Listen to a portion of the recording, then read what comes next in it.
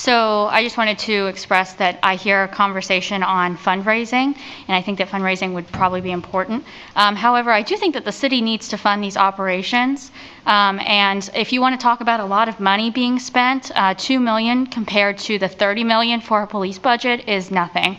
It's still a significant amount of money, but I would like to see the city pull from the police fund to fund these operations that the taxpayers are clearly wanting to have funded. I know it's like a hot take to sit here and say take from the police fund. A lot of people hear that and get a little bit scared because what would we do with all of the criminals on the street? But $30 million is a lot of money, and they came in asking for more money just recently. It's also funny, you can give them millions this year, but the past years it's just like pulling teeth to get like 100 or 200,000 from you. And I think the reason is because this year you have all these requirements where you've now basically taken over the LCS, and now that you've taken it over and you can make the requirements and you can tell them what to do, well, all of a sudden you're willing to open up your checkbook now.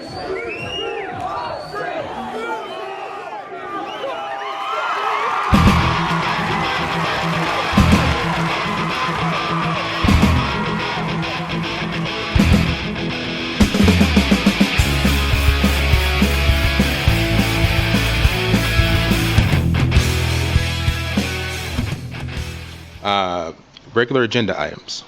So the first one, consider proposed funding agreement with the Lawrence Community Shelter, LCS, for the operations of the LCS emergency shelter in the village in the amount of $2,677,699 and authorizing the city manager to execute the agreement.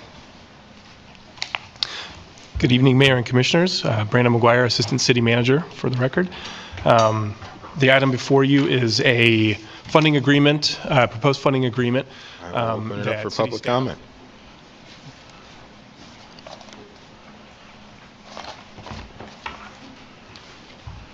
David Baston. It does seem like a lot of money, but I know it's needed. I just had a question. I had talked to a few people that actually had been out to the Lawrence Community Shelter, and I was just wondering to know if this was a fact or not. If you can bring your drugs and paraphernalia there, check them in, and then they give them back to you in the morning. I've heard that from several people and was just wanted to know if that's a fact. Thank you.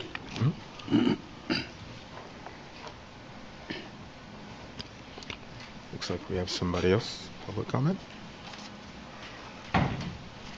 This is public comment, right? Yes. Okay.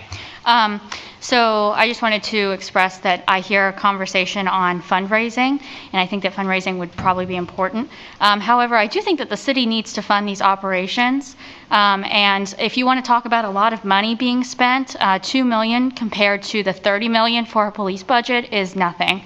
It's still a significant amount of money, but I would like to see the city pull from the police fund to fund these operations that the taxpayers are clearly wanting to have funded. You're using tax money to fund these things, but you're also using a lot of grants. So people like to come up here and talk about where this money's coming from, acting like it's all the taxpayers' money. There's grants that are being provided by the state and the federal government for this.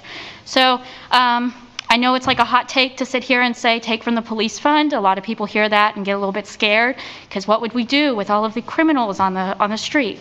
But $30 million is a lot of money, and they came in asking for more money just recently. So that's all I have to say. Please continue to fund the operations that happen at the LCS, and I would also like to see the camping ban go away, but that's it. Thank you.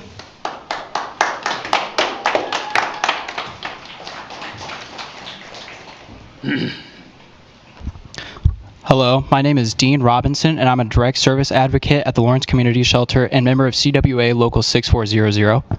The proposed budget for CWA Local 6400, the proposed budget for LCS and the organizational structure laid out by the city's homeless programs coordinator has not been planned with any consultation from our union, which we, if were to go through now, would be unlawful under the National Labor Relations Act. The proposed budget does not meet the financial needs of our staff and the residents of LCS and would include pay cuts to everyone except for the executive director. What we're asking for is not extreme. We're asking for a livable wage for our workers. The city has historically paid the workers at Camp New Beginnings $25 an hour for site monitors and more for overnights. Our ask for $30 an hour is just scratching the surface for what the city is asking us to do. As for benefits, we have employees, including myself, who work more than 32 hours a week and aren't given benefits currently. Continuing with this plan is a clear violation of our rights and is a liability for the city, which needs to be rectified immediately by bargaining with our union before making changes to our work conditions. Above all, the city needs to stop criminalizing homelessness and shut down the snitch app. Ceasing the oppression of homeless people is the only solution to ending homelessness. We need a workplace democracy in order to achieve our vision of the shelter and to make it a safe, healthy environment for people to flourish and to contribute their best to society. We're the experts in this situation, and we deserve to have priority in the decision-making process. We'll continue advocating for both workers and residents of LCS for as long as it takes to achieve our vision. Thank you, and free Palestine.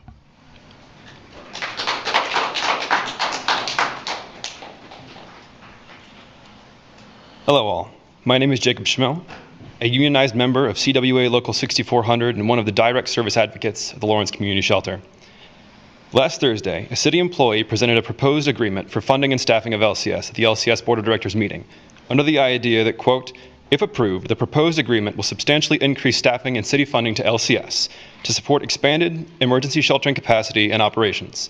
These words were lifted directly from the city's own agenda for tonight's meeting, and yet the details of the city's proposal prove contrary on all counts. From the details mentioned in last Thursday's meeting, this proposal would cut the majority of staff's wages, with $120,000 per year for the executive director and the next highest paying position at $60,000 for the ED assistant, and would lead to an overall decrease of staff at LCS. This proposal aims to make sweeping and unilateral changes to the wages and working conditions of LCS staff without offering LCS staff the opportunity to be included and active in decisions that are made directly about us. We, members of LCS Workers United, want to make it clear that we will not sit idly by while conversations are had that will directly change our wages, our working conditions, and our job descriptions. Decisions will not be made that affect us without us. LCS has been more than accommodating to the extensive list of the city's requests and demands.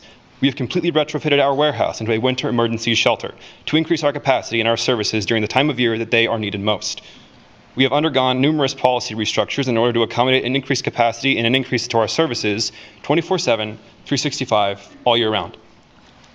We have taken steps to ensure that when the pallet village, when it finally becomes operational, is adequately staffed, monitored, and that services will be effectively provided, and we have begun the groundwork for implementing additional pallet shelters in the back lot behind LCS. In return, the city offers a proposal which cuts staff wages even further below industry standard than they already are, and seeks to heavily decrease the number of staff at LCS, making it all the more difficult to provide the services that we already do while seeking to increase our services as we go into the new year. Regardless of the challenge, LCS has made the changes necessary to accommodate the newly recognized need for services. In return, we have been met by a proposal which fails to acknowledge any of the realities of the work that we do. Out of a seeming desire to undercut any action that may be taken by the newly formed and newly recognized union, this proposal has proven beyond the shadow of a doubt why such a union is necessary. There have been no efforts made to meet at the bargaining table to discuss changes to our working conditions or our wages in flagrant violation of NLRB regulations. As LCS Workers United, we will continue to fight to ensure that the needs of our staff and people we serve are upheld. Thank you.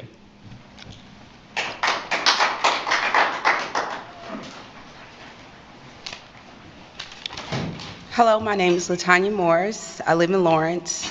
I'm a direct support advocate at the Lawrence Community Shelter for about 3 months. Prior to that, I work with special needs community. Also currently, I assist the elderly.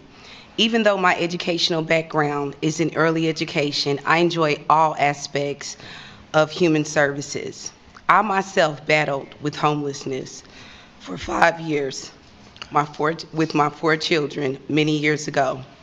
Moving to Lawrence has given me the opportunity to pursue a stable and fulfilling life. I'm a community member. I'm a voice. Stability for my life is critical. If my future is put in limbo, I will be the face that sits at the door for refuge. because you have contributed to breaking the community that you have committed to serve. But then I thought, and I struggled with that statement, which now leads me to question, are you committed to saving this community? A man without a car, a man without a job, and a man without a home is still our community member. I've had the opportunity to meet people that are like-minded like me, who are passionate about the servitude for other humans in need, whose names we don't know, whom circumstances are ever-changing, yet and still we ourselves may be on one paycheck away from becoming a part of the very community that we are advocating for. Thank you.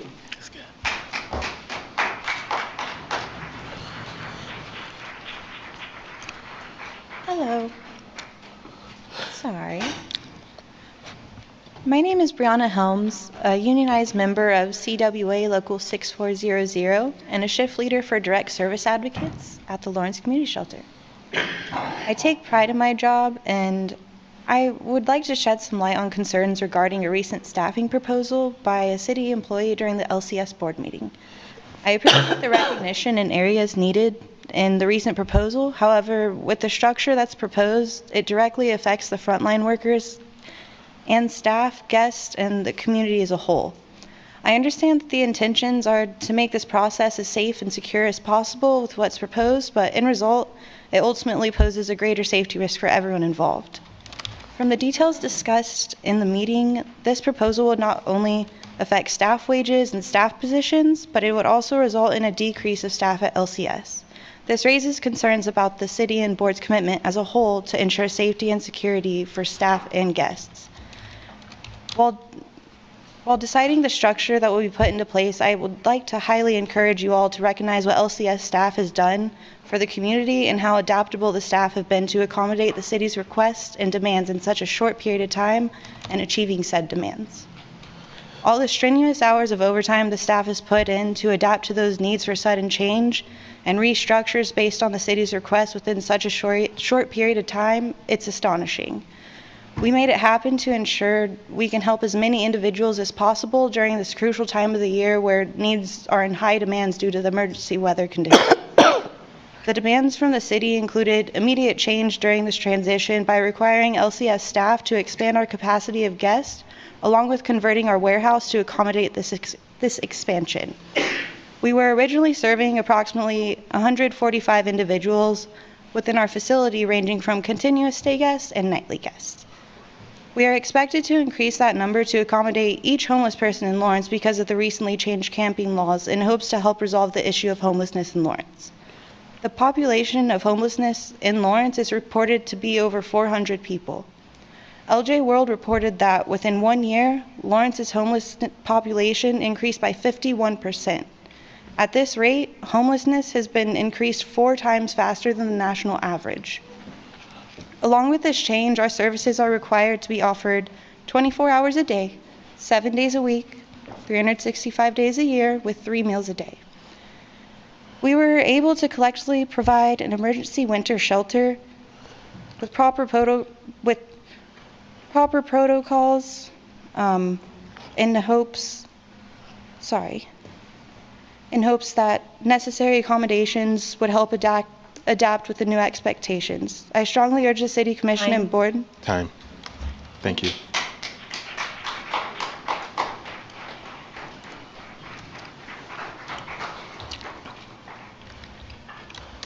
Any further public comment in the room? Hi, my name's Howard Callahan. I worked at LCS for 6 years between 2014 and 2020. I currently work on the Britain National Homeless Outreach Team, have for about 4 years. I hear a lot of questions going on around safety at the shelter, and I can tell you this confidently from my experience there. The number one factor regarding safety in that building is the social and emotional labor being performed by all of the people that just spoke at this podium. Their capacity to maintain their resiliency, their competency, their ability to engage and assess situations And their ability to actually maintain that involves being able to support one another, to be able to feel supported, and to be able to actually have their lives in some kind of balance as they are managing that situation. I mean, it's no surprise to me that they need to unionize. And I absolutely 100% think that that union needs to be supported and accorded for a number of reasons. One, like in the last decade, at 0 point in time have I ever seen city officials or even the board actually directly address the staff that are doing the work. We have 6 years of experience running a kitchen that feeds that building at full capacity in this room right now, and nobody has talked to either one of us, in my memory, about what's actually involved in doing that. Same thing goes with the direct engagement. And I hear a lot of talk about trying to get in a bunch of case managers, and that's great, but I can also tell you this, half the team at Burt Nash Homeless Outreach got their chops, de-escalation skills, rapport building skills, in the trenches at the shelter. We are some of the best at that work, functioning in the mental health infrastructure, and we didn't learn it from getting trained by mental health professionals. We learned it by doing the work that those folks are doing right now. Thank you.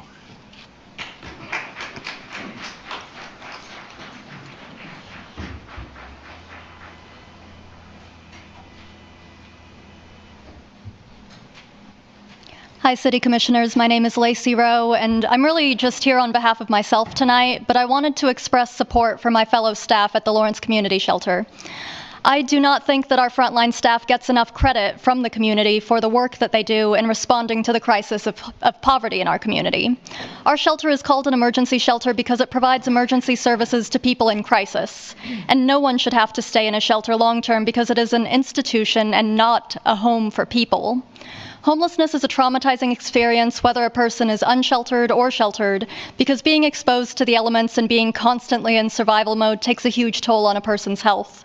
And being in a congregate environment surrounded by 100 strangers dealing with their own trauma is not a place for healing. This is also why frontline shelter workers are known to experience vicarious trauma and burnout, similar to other frontline sectors. Our staff typically works with people who have PTSD or complex PTSD, which require high levels of knowledge in crisis de-escalation, trauma-informed care, and the ability to recognize specialized needs. Whether it be working with people that have experienced domestic violence or human trafficking, working across the spectrum of both visible and hidden disabilities, being attentive to people with a variety of health risks from seizures to insulin deficiency, or being diligent with preventing bed bugs and the spread of communicable diseases, I am often amazed by the work that the frontline staff does at our shelter and how our team problem solves to tackle everyday crises. That being said, $30 an hour is not an outrageous or unreasonable ask. Based on the MIT living wage calculator for 2019 figures, a base living wage for the city of Lawrence is at least $16 an hour for a single adult without kids. For parents with just one kid, the estimated living wage jumps up to at least $30 an hour. The job listing for a support site monitor for the city of Lawrence is currently listed at $25 an hour to do frontline work, very similar to our direct service advocates. However, that's more than what nearly all of our staff makes, including case managers, and I see our staff going to their second jobs on top of working full-time at LCS just to pay their own bills. I'm one of the directors for LCS, but I also make less than $25 an hour. If our community values this work, then why are nonprofit workers expected to do the same or more advanced roles for less pay? How do we expect to address the crisis of homelessness in our community when our homeless service providers are worrying about their own housing stability? Thank you for your time.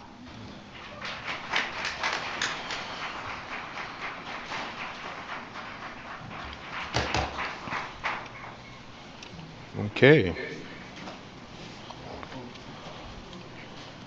I'm Chris Flowers. I just want to say I stand with the unionized workers, and it sounds like to me that the city wants to shut down the camp where they're currently providing a service and replace it with the LCS so y'all can have them doing work for cheaper than what you would pay your own city employees. So, I mean, I'm not surprised at it at all. I mean, this is what you wanted. You want, and it's also funny, you can give them millions this year, But the past years, it's just like pulling teeth to get like 100 or 200,000 from you. And I think the reason is because this year you have all these requirements where you've now basically taken over the LCS. And now that you've taken it over and you can make the requirements and you can tell them what to do, well, all of a sudden you're willing to open up your checkbook now. And I just want to say I think it's kind of BS. I especially think it's BS that you're basically trying to get them to do the same job that the city employees are doing and paying them a lot less. And I also just want to say I'm not surprised that it sounds like you want everyone to make less except the director or whatever who's going to be making more. Because I've said it before, we need to cut back some of the salaries on some of our leaders here and give it more to our non-unionized workers. So I just want to say I totally support the shelter employees. Thank you.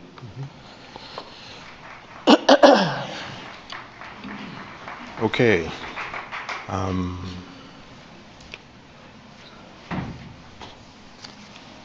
Hey, this is Rowan sharing again. I just wanted to come up and say that I support the unionized shelter workers who are just trying to bring it to y'all's attention that it's important to recognize their right to bargain in terms of their pay and benefits, and that should be taken into account when working on a budget.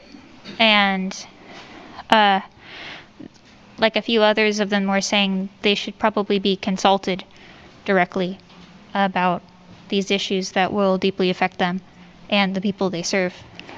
Both because it could make things more efficient if you ask the people who are, on the ground floor dealing with people directly and might have a good understanding of what things might be effective and what might be the most efficient use of a lot of resources. Like they were saying that, for example, that a lot of the people who are working there are providing a lot of the kinds of services that you might otherwise bring in outside case managers for. And that the people working there are doing very difficult work, and they deserve to have accessible health insurance, and they deserve good pay for what they do for the community. That was it. Thank you.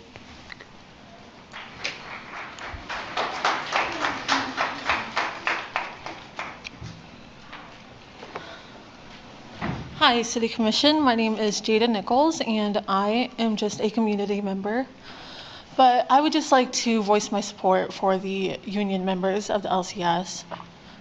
And I may have never faced homelessness in my life, but friends and family have. And I can see the direct effect it has on them and their lives and their family. And honestly, I just think it's kind of ridiculous that you guys can sit up there and argue about paying the people who care about your community, argue about paying them a living wage. And I'd just like to say, I want you, when you go home tonight, to reflect and think about why you think you have the authority and the just ego to do that. And once again, I would like to say that I am voicing my support for the union members, and I just don't know how you guys can look in the mirror after that.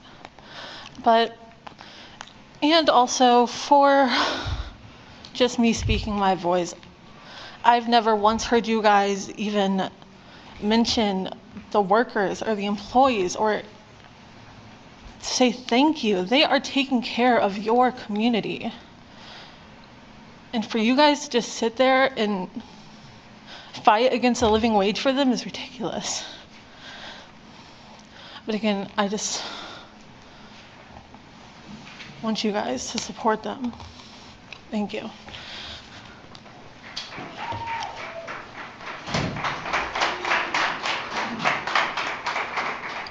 Okay. I think we can move on to online comments now. Kevin Sherry? Elliot. Hello, can you hear me? Yes. Whoop. Sorry, can you hear me okay? Yes. Okay. First of all, I'd like to thank Melanie Valdez, who's a true Lawrence treasure, for her tireless and endless service. But I'd especially like to thank our crisis team, the people who work at the shelter day and night, who live in levels of crisis and trauma that we couldn't possibly imagine on a day-to-day basis. You get what you pay for, and we've got a lot with them. They're really good. There's a lot of pluses and minuses going on here. Some of the minuses, you created a system where you ask people with lived experience to trust people like Chuck McGrell, who's against Built for Zero, who fights public housing, who calls people who are unhoused psychos, who's hostile to unions, who doesn't represent diverse points of view. You have a significant lack of people with lived experience. You have a lack of transparency when you usurped a nonprofit from the community in a backyard deal that was made by Jill Jolliker and Craig Owen. You have the ill-conceived snitch app. There's a lot of things going wrong, but there's a lot of things going right. Since the new LCS board has taken over, the budget process has been transparent. They've been very open about what they're asking for. Outreach to people with lived experience is starting to happen. I know that Misty has gone out and met people at the camps, and I'm really excited to hear that. There are more and more diverse voices and nonprofits coming to the table. You're reestablishing services that you took away that actually get people housed, day services. You're talking about providing food service, and you're finally trying to provide some transportation on Sundays. In general, I support the LCS funding request as a positive step forward to addressing moving people to housing in Lawrence. I believe it'll pay for itself 1,000-fold by significantly lowering the need for health, social, and public safety services in the future. However, I only support doing so in cooperation with the union. If you break labor law, you will open the city to liability, and as elected leaders, it is your responsibility to avoid that type of liability. As elected leaders, it is your responsibility to represent the people. Sandwich artists in this community now make $20 an hour. You want people who are responsible for fragile human beings to make less than that? Come on, you can do better than that. Let's not forget the city's expanding LCS capacity at your direction. So it's time to pay up. You asked for it, you got it, now do it. Do your part. Thank you. Bella Kurtz. Hi, can you hear me? Yes. All right, thank you. My name is Bella Kurtz. One of my 3 jobs is a case manager at Lawrence Community Shelter. I am also a member of CWA Local 6400. With a decade of experience in serving the developmentally disabled and homeless populations and lived experience with homelessness, I am deeply committed to the well-being of our community. I wish to express my concerns regarding recent discussion at the LCS board meeting regarding the funding and staffing for the shelter. While acknowledging the good intentions behind the proposal and the definite need for funding, I am apprehensive about the potential adverse effects to frontline workers. I fear that proper dialogue with these decisions could lead to pay cuts for some staff, impede our case management team, pose risks and safety to both staff and guests, and violate the NLRB regulations. Of particular concern was the mentioned salary distribution, with the ED earning upward of $120K a year. The next highest position, the assistant ED, would receive $60K, then cascading from there from positions that are expected to provide most of the on-site management and support. This substantial disparity in compensation, coupled with the suggestion that current staff may have to reapply for their positions, raises questions about the city and board's commitment to ensuring safety and security for both staff and guests. Moreover, as you and the board deliberate regarding support and funding, I earnestly implore the commission to acknowledge the indispensable role that LCS staff fulfills in bolstering the community. This is exemplified by our contribution to the by name list and our unwavering commitment to facilitating effective trauma-informed winter sheltering, even in the absence of sufficient time to create comprehensive protocols and standards. Additionally, it is noteworthy that the shelter staff provided months of dangerous, exhausting hard work and support for our unhoused community despite operating with a minimal staff contingent due to a shortfall in promised funding. Rather than fostering an environment for uncertainty and potential job insecurity, I urge the City Commission and Board of Directors to create and fund a plan that retains and attracts trained staff by creating a structure that promotes stability and job satisfaction. I also implore the City Commissioners and the LCS Board to prioritize transparency, fairness, and open discussions, ensuring the continued safety of LCS staff, guests, and the broader community. Thank you. Fen Rhodes. Hello, my name's Fen. I work at Lawrence Community Shelter. I'm a direct support advocate. Sorry, I'm at work right now. Honestly, my main concern is who made the new employment plan and why they didn't talk to the union about it, and if, frankly, you should be talking to the union about it with the direct support advocates, because after working here for a couple months, I don't see how just having a bunch of caseworkers and then some security or anything would work.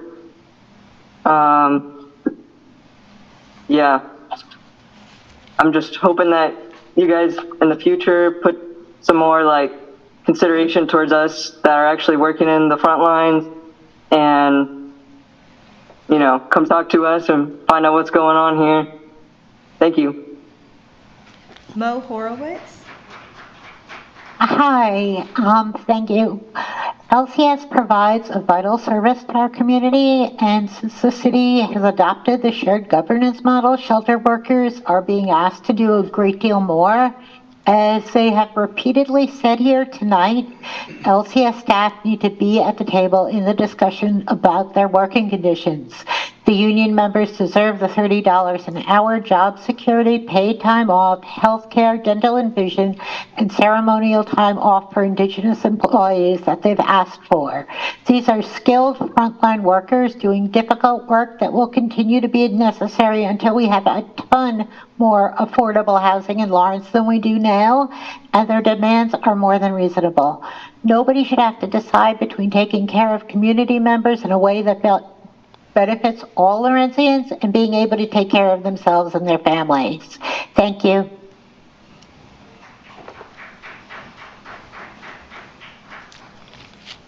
Is there any other public comment on Zoom?